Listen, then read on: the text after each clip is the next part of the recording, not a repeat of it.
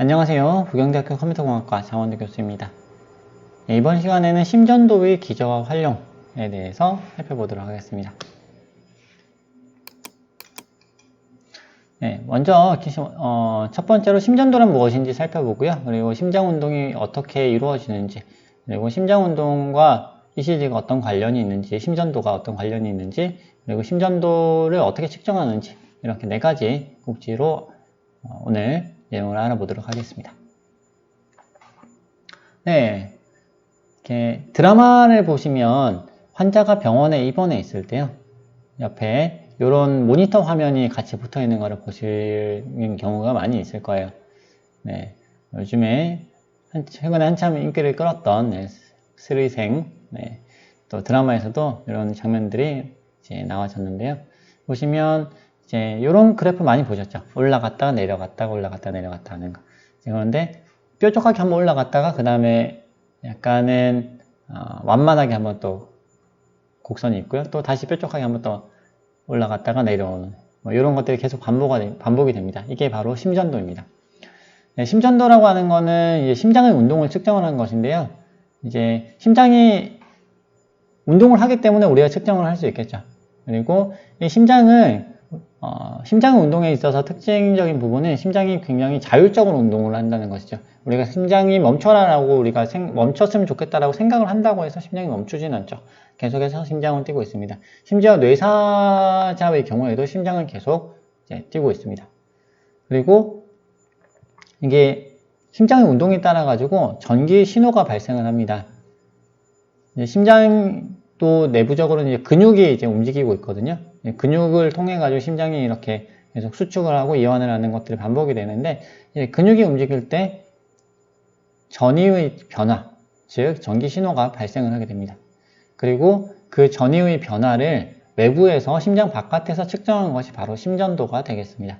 심장 위에서 측정을 할 수도 있겠죠. 심장에다가 바로 전극을 붙여가지고 측정을 할 수도 있겠지만, 그렇게 측정하는 것은 사실 굉장히 까다롭고 위험하겠죠. 그래서 이제 대부분의 경우 심전도는 이렇게 심장 밖에서 이렇게 측정을 하게 됩니다. 심전도는 다양하게 활용을 할 수가 있습니다. 이제 병원에서 사용을 하듯이 심장 모니터링을 계속해서 할 수 있죠. 그래서 이 환자가 위급 상태다, 아니면 정상 상태다, 이거를 계속 실시간으로 계속 판단을 할 수 있고요. 그리고 그 외에도 우리 긴장도, 얼마나 이 사람이 긴장하고 있는가, 스트레스를 받고 있는가, 이런 것들도 측정을 할 수가 있습니다. 드라마나 아니면 영화 같은 데 보시면 거짓말 탐지기 하는 부분들 나오는 게 있죠. 거짓말 탐지기의 종류에 여러 가지가 있는데, 심전도를 가지고 우리가 체크를 할 수도 있습니다. 심장 박동이 얼마나 빨리 뛰고 있는지. 보통 긴장을 하면 심장이 이제 빨리 뛰죠. 그렇기 때문에 심장이 평소보다 이 사람이 굉장히 빨리 뛰고 있다, 그럼 뭔가 긴장을 했다 라고 우리가 생각을 할 수가 있겠죠. 그리고 감정적으로 변화가 있을 때도 심장의 뛰는 속도가 이제 이게 달라집니다. 그래서 감정의 변화, 감정 상태의 변화가 어떻게 되어 있는지를 또 측정을 할 수도 있겠습니다. 자, 심장은 그런데 왜 뛰는 걸까요? 심장이 계속 주기적으로 뛰고 있잖아요. 왜 심장은 주기적으로 계속 뛰고 있을까요? 어떻게 계속 그렇게 쉬지 않고 계속 뛸 수 있을까요? 심장이 주기적으로 뛰는 이유는, 그리고 심장이 주기적으로 계속 수축, 이완 운동을 하는 이유는 심장 입구에 있는 동방결절이라고 하는 것 때문인데요. 이 동방결절에서 계속해서 주기적으로 신호를 보냅니다. 분당 60회에서 100회, 사람마다 다른데요. 계속해서 이제 분당 60에서 100회, 0.8초 평균 잡아서 그 정도 단위에서 계속해서 띠띠띠띠 하고 전기 신호를 보냅니다. 심장에게 보내고 있어요. 그리고 심장은 그 신호를 받아가지고 이제 심장 전체로 이 신호가 여기 노란색으로 되어 있는 부분이 이제 그 신호가 전달되는 길이거든요. 그래서 신호가 전달되면서 심장 근육이 같이 수축을 하게 됩니다. 그래서 수축을 했다가 또 이완을 했다가 수축했다가 이완했다, 이런 것들이 반복이 되게 됩니다. 그래서 이제 동반결절에서 신호가 이제 발생을 하는데요. 이 발생한 신호가 심장의 다른 부위로 이렇게 점차 이제 전달이 되게 되고요. 그리고 받아가지고 심장이 이렇게 계속해서 반복적으로 뛰게 되죠. 자극을 받아서 뛰는 거예요. 이제 이거는 사실은 우리 몸에 있는 다른 근육도 마찬가지네요. 우리가 이제 손을 움직이려고 할 때 팔을 이렇게 들어야 되겠다고 생각을 할 때 머리에서 신호가 가요. 뇌파가 이제 신호를 보내는 거죠. 머리에서 신호를 딱 보내가지고 요 신호가 쭉 우리 신경계를 타고 가서 우리 팔에 신호가 가서 땅 하고 근육을 때리게 됩니다. 그러면 이 근육이 거기에 있어서 놀라가지고 이제 수축을 하는 거죠. 아, 이제 수축해야 되겠구나. 머리에서 그걸 움직이라는 신호를 보냈구나. 그럼 얘가 이제 움직이는 거죠. 예, 근육이 이제 수축하고 또 이완하고 이런 것들이 반복이 됩니다. 그런데 심장하고 우리 팔 움직이기하고는 조금 다르죠. 머리에서는 우리가 신호를 팔을 움직이고 싶을 때만 신호를 팔로 보내는데 심장의 경우에는 여기 동반결절에서 지속적으로 계속 신호를 보낸다는 부분이 이제 다른 부분이 되겠습니다.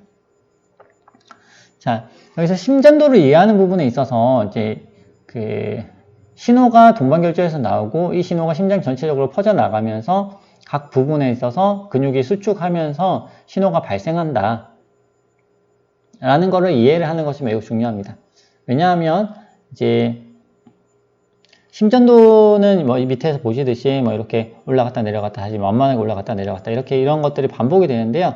여기서 이제 신호가 완만하게 올라가는 거는 왜 완만하게 올라갈까? 뾰족하게 올라가는 왜 뾰족하게 올라갈까? 하는 부분에 있어서 이제 의문을 가지게 되죠, 우리가.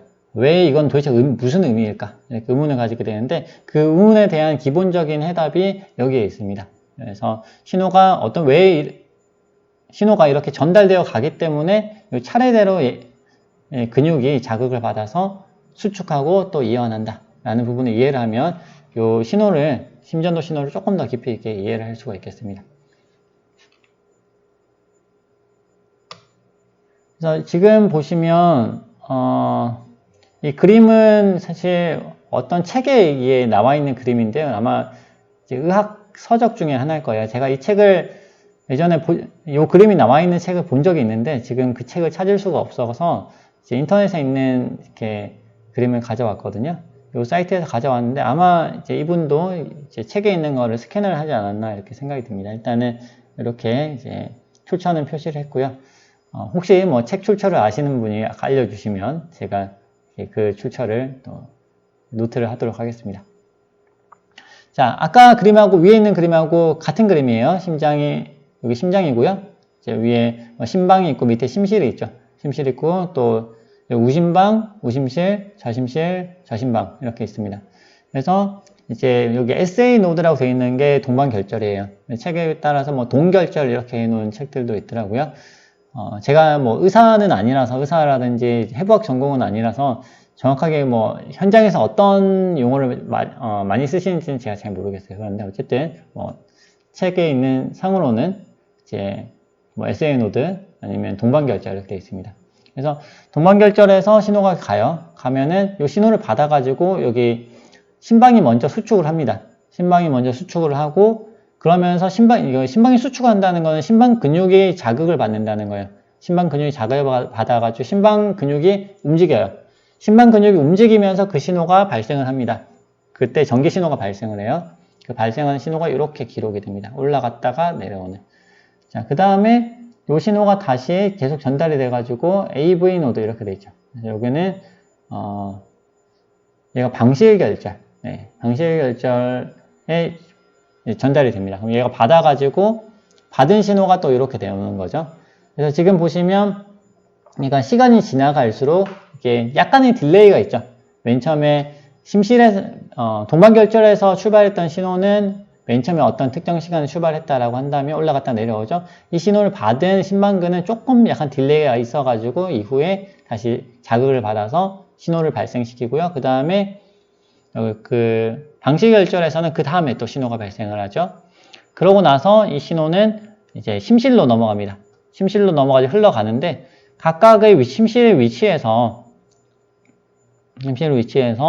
이제 발생하는 이제 신호차가 있겠죠. 신호의 시간차가 있겠죠. 그래서 이쪽에 뭐 공통번들, 프로키네스 섬유, 심실근 활동 전이 이렇게 되어 있는데 여기서 나오는 신호가 여기서는 위쪽에 프로키네스 섬유에서는 요 타이밍에, 심실근에서는 요 타이밍에, 활동 전이에서는 요 타이밍에 이렇게 신호가 발생을 하게 됩니다.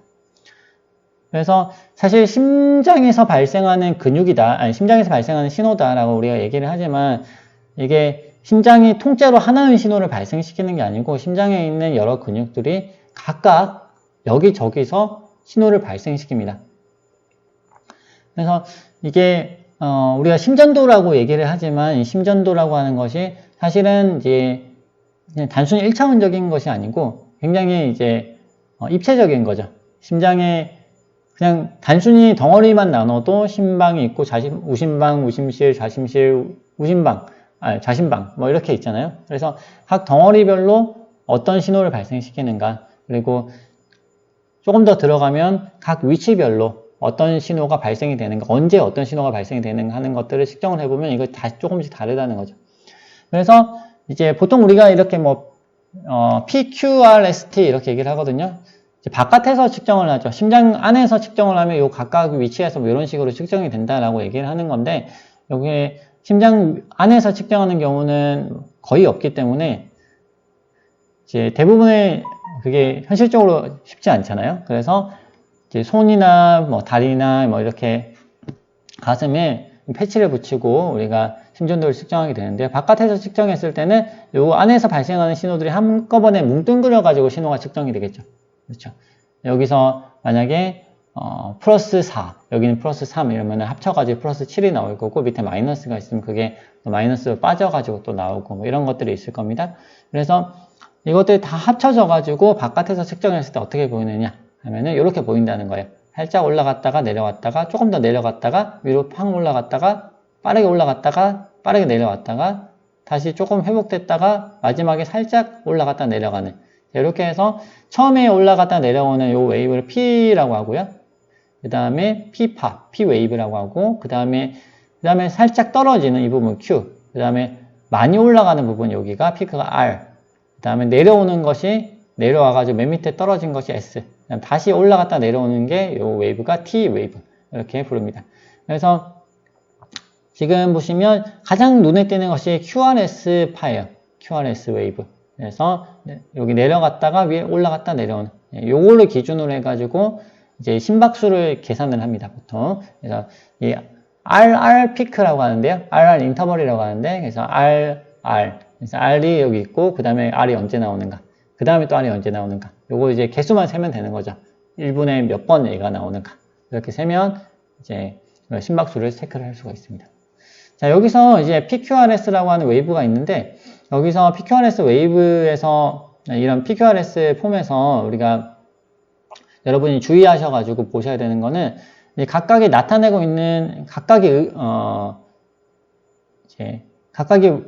발생한 원인이 조금씩 다르다는 거예요. 보시면 P 웨이브, 여기 P파에서는 보시면 얘가 어디하고 지금 겹쳐져 있어요?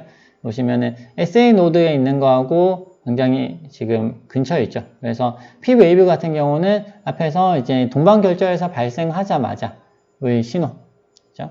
여기 동방결절에서 딱 나오는 신호에 영향을 받는다 라고 이제 알려져 있고요. 그 다음에 지금 QRS 같은 경우는 이게 심시라고 연관이 되어 있습니다. 그래서 어느 책에는 이렇게 나온 책도 있어요. 이제 P는 사장입니다. 사장이 얘기를 하면 이제 위에 QRS에서 이렇게 반응을 한다. 그래서 이제 사원이 이제 반응을 했다라고 이렇게 얘기를 하는 것도 있는데요.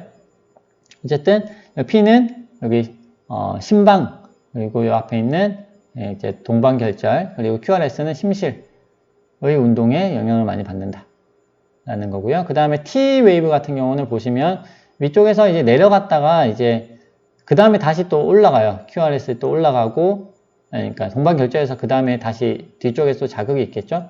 그 다음에 여기서 이제 다른 노드 보면 이제 올라갔다가 내려갔다가, 그 다음에 여기서 이게 막 겹쳐요. 겹치면서 맨 마지막에 여기 이완을 하는데, 각 위치에서 신호가 여기 근육이 자극을 받아가지고 신호를 확 보내다가 그 다음에 뚝 떨어지는데, 그 떨어지는 시점이 다 다르기 때문에 이 부분에 있어서 좀 앞쪽에 비해 가지고 요 뒤쪽 부분이 살짝 전위가 높아지게 됩니다. 그래서 여기 발생하는 것이 T 웨이브, 예, 살짝 올라갔다가 내려가는 그런 웨이브가 뒤에서 나오게 되겠습니다.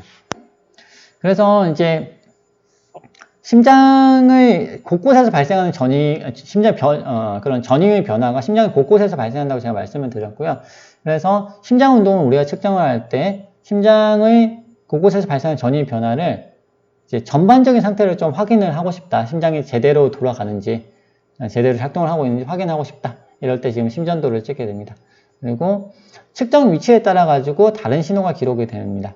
왜냐하면 아까 말씀드렸듯이 심장의 운동은 이게 굉장히 복합적이기 때문에 어떻게 신호를 측정하느냐, 심장의 오른쪽 왼쪽에서 측정하느냐, 아니면 약간 대각선에서 측정하느냐에 따라서 이게 서로 다른 신호가 기록되게 됩니다. 이 때문에 심전도를 측정하는 다양한 방법이 존재하게 됩니다. 심전도 병원에 가서 이제 뭐 수술을 하신다든지 이렇게 되면 이런 식으로 이제 심전도를 측정을 하게 되죠. 가슴에 일렉트로드 붙이고 전극을 붙이고요. 이렇게 측정을 합니다. 이때 이제 붙이는 전극의 수가 총 10개입니다. 그래서 왼쪽 팔, 오른쪽 팔, 다리 2개 붙이고요. 그 다음에 6개 이제 가슴에 이렇게 붙이게 됩니다. 그래서 심장을 주변으로 이렇게 감쌉니다. 왼쪽, 오른쪽 팔, 그리고 다리, 그 다음에 가슴에 쭉 둘러가지고 심장 주변으로 6개. 이렇게 찍은 다음에 각각의 전극에서 측정된 전이의 차를 구합니다. 이렇게 구하면 이런 식으로 나와요. 이제 왼쪽 팔에서 오른쪽 팔에 있는 전극의 전이의 차를 구하면 이런 식으로 나오고요. 그 다음에 왼쪽 다리하고 오른쪽 팔 전이차를 구하면 이런 식으로 나오고, 이런 식으로 이제 어떻게 페어를 잡아가지고 전이차 즉 신호를 측정하느냐에 따라 가지고 서로 다른 신호들이 나오게 됩니다. 네, 저는 의사가 아니기 때문에 이거를 봐도 이것이 뭐 도대체 어떤 의미인지 직관적으로 알 수가 없습니다. 하지만 의사 선생님들은 이걸 보시면 이제 쉽게 아실 수가 있겠죠. 자, 여기서 이렇게 10군데에서 측정하는 신호를 12리드라고 합니다. 이게 가장 기본이 되는 측정 방법이고요. 10개인데 왜 12, 12리드라고 하나요? 라고 말씀을 하실 수 있겠지만, 이렇게 페어를 어떻게 잡느냐에 따라서 서로 다른 신호가 잡히기 때문에 전극은 10개를 붙였지만 신호는 12개를 뽑아냅니다. 그래서 이렇게 지금 빼는 방법이 조금씩 다르죠. 그래서 이렇게 빼가지고 12개의 신호를 기록을 하게 되고요. 그래서 다양한 위치에서 전이차를 측정해서 심장 각 부분의 상태를 분석합니다. 그래서 아까 말씀드렸듯이 수술 전 검사 등에 활용을 하게 되죠. 그리고 병원에서 이제 아까 맨 처음에 보여드렸던 그런 드라마에서 나오는 이제 환자 모니터링 장치, 심장 모니터링 장치에 보시면 이제 심전도가 이렇게 나오게 되는데요. 그 경우에는 3리드라고 그래가지고 이제 3개의 심전도를 계산을 합니다. 네. 그래서 이제 가슴에 이제 3개를 붙이게 되는데요. 전극을 3개 붙여가지고 3가지 페어를 계산하여서 화면에 이렇게 표시를 하게 됩니다. 자, 심전도를 측정하는 더 간단한 방법. 네. 스마트워치를 이용을 하는 거죠. 요즘에 이제 스마트워치가 상당히 보편화됐고, 그리고 스마트워치를 사용해서 심전도를 측정할 수 있다. 이것도 많이 알려져 있습니다. 그런데 많이들 착각하시는 것이 이제 요거 스마트워치를 차고 있으면 바로 심전도가 체크가 된다. 라고 생각하시는 분들이 이제 제법 많이 계신데, 이 스마트워치를 차고만 있으면 이렇게 심전도가 체크가 되지 않습니다. 왜냐하면 심전도를 체크하려면 심장이 뛰고 있는 신호를 정확하게 얘가 이렇게 해서 이렇게 뛰고 있다는 걸 봐야 되는데 한쪽 팔만 가지고는 이거를 확인을 할 수가 없어요. 그래서 양쪽에 전위차를 측정을 해야 되는 부분이 있기 때문에 왼쪽 손 하나, 오른쪽 손 하나 이렇게 있어야 돼요. 그런데 FRC는 하나밖에 없잖아요. 이렇게 말씀하시겠죠? 측정할 때 오른손을 왼손에 갖다 댑니다. 그래서 왼손에 차고 반대로 할 수도 있겠죠? 왼손에 차고 오른손을 거기 갖다 대면 왼손 손목에서 측정되는 값과 오른쪽 손가락에서 측정되는 값의 차이, 이거를 이용을 해가지고 심전도를 측정을 합니다. 이게 왜 가능하냐면 우리가 몸이 대칭이 아니에요. 사람 몸이 대칭이 아니라서 심장은 또 약간 보통 왼쪽 편에 또 가 있잖아요. 그래서 왼쪽 손에서 측정하는 그 전이의 차이하고 오른쪽 손에서 측정하는 전이의 차이, 여기에 차이가 있습니다. 그래서 심장이 그 동방결절에서 발생한 신호가 이렇게 심실을 거쳐가지고 한 바퀴 돌아서 이제 심실 수축이 일어나가지고 다시 이완이 되는 그 타이밍이 오른쪽 왼쪽이 이제 차이가 있는 거죠. 측정했을 때 오른쪽 손가락까지 들어오는 데 걸리는 시간과 왼쪽 손목까지 들어오는 데 걸리는 시간이 이게 다른 거예요. 그래서 그 차이를 구하면 이제 시간만 다른 게 아니고 신호도 조금 다르겠죠. 그래서 그 차이를 구하면 그 심전도, 심장이 뛰는 그 신호를 체크를 할 수가 있게 됩니다. 오늘 이렇게 심전도란 무엇인지, 심장운동의 기초, 그리고 심장운동과 심전도의 관계, 그리고 심전도를 어떻게 측정할 수 있는지까지 함께 살펴보았습니다. 되게 도움이 좀 되셨나요? 아마 이 강의를 보시는 대부분의 여러분들이 생체 신호 처리를 공부하고 계시거나 그리고 앞으로 연구에 활용할 목적으로 이 강의를 보고 계실 거라고 생각을 합니다. 그래서 저도 사실은 의사가 아니고 그리고 뭐 해부학자도 아니지만 생체 신호를 처리함에 있어서 그런 알고리즘들을 개발함에 있어서 그런 생체 신호가 왜 발생하는지에 대한 이해가 많이 도움이 되었던 것 같습니다. 여러분도 그런 관련 연구들을 진행하실 때 이 영상을 통해서 많은 도움이 되셨으면 좋겠습니다. 네, 감사합니다.